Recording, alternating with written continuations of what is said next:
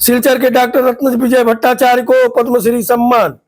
ज्योतिष और वास्तुशास्त्र के क्षेत्र में उत्कृष्ट योगदान के लिए सिलचर के प्रसिद्ध ज्योतिषाचार्य डॉक्टर रत्न विजय भट्टाचार्य को तमिलनाडु के राज्यपाल द्वारा पद्मश्री सम्मान से नवाजा गया। डॉक्टर भट्टाचार्य ने दशकों से इन प्राचीन विद्याओं का अध्ययन कर आमजन के लिए सरल और घरेलू उपाय विकसित किए हैं।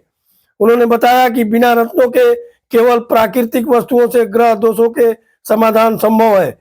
उदाहरण स्वरूप मंगल दोष के निवारण हेतु वे रोज सुबह लाल गुड़हल फूल का जल पीने की सलाह देते हैं।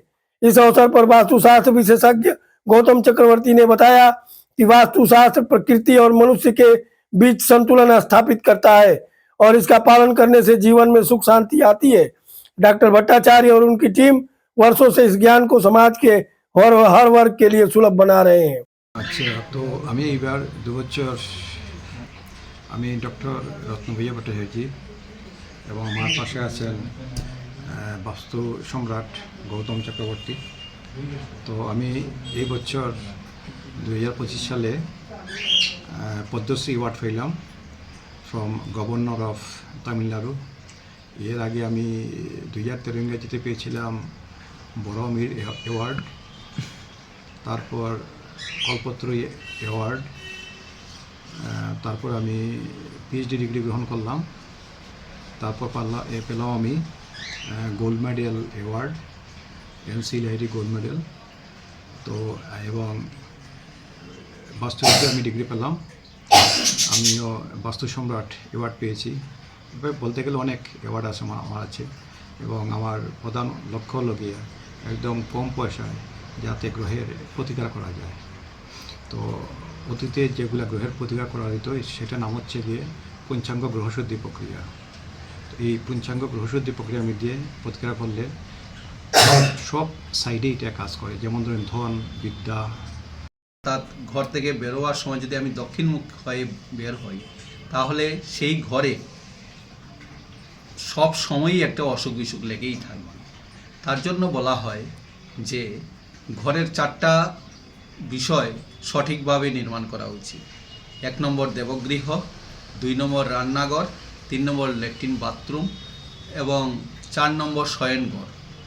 এই যদি পরিকাঠামোগত না থাকে, আমাদের বিজ্ঞান পরম্পরাভাবে সেই বাস্তু অনুসারে ঘর নির্মাণ না হয়, তাহলে সেইগুলা লেগেই থাকবে, স্বামী স্ত্রীর মধ্যে ঝগড়া, অসুখ বিসুখ ইত্যাদি।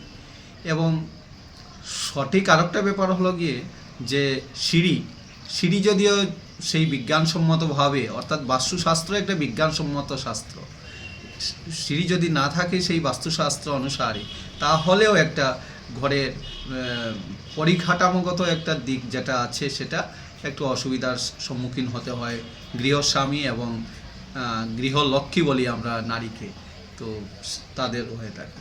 তো আমরা একটা কাজ করে থাকি, যিনি ডক্টর রত্নবিজয় ভট্টাচার্য মহাশয় আছেন, গৃহস্বামীর কুষ্টি বিচার করে তার রাশিগত দিক দেখে তারপরে এবং বাস্তুর দিক দেখে দুইটা মিলিয়ে আমরা সেই ঘরের নকশা তৈরি করে দিই। কীভাবে কোন জায়গাতে বেডরুম হবে, কোন জায়গাতে কিচেন হবে, কোন জায়গাতে দেবগৃহ হবে এবং কোন জায়গাতে ল্যাট্রিন বাথরুম হবে এবং সেফটি ট্যাঙ্ক হবে, সেগুলো সম্পূর্ণ বিষয় নকশা তৈরি করে দেই আমরা।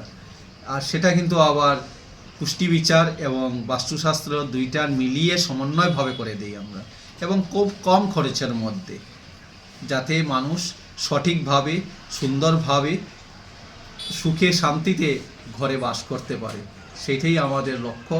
এবং আপনারা সবাই শিলচর শহরে অনেক জায়গাতেই আমরা বাস্তুর প্রতিকার করে নিয়েছি। আমাদের যেমন ন্যাশনাল হাইওয়েতে অনেক ঘরে আমরা এরকম বাস্তুর প্রতিকার করেছি, যেমন সঠিকভাবে যেমন সিঁড়ি নেই বা দেবগৃহ নির্মাণ নেই। ঈশান কোণে দেবগৃহ হওয়ার কথা দেখা যায়, ঈশান কোণে অন্য কোনো কিছু ল্যাট্রিন বাথরুম বা এগুলা জিনিস হয়েছে, কিন্তু যেখানে ব্রহ্মস্থান, ঘরের মিডিল সাইড ব্রহ্মস্থান, সেই ব্রহ্মস্থানকেও লক্ষ্য করা উচিত।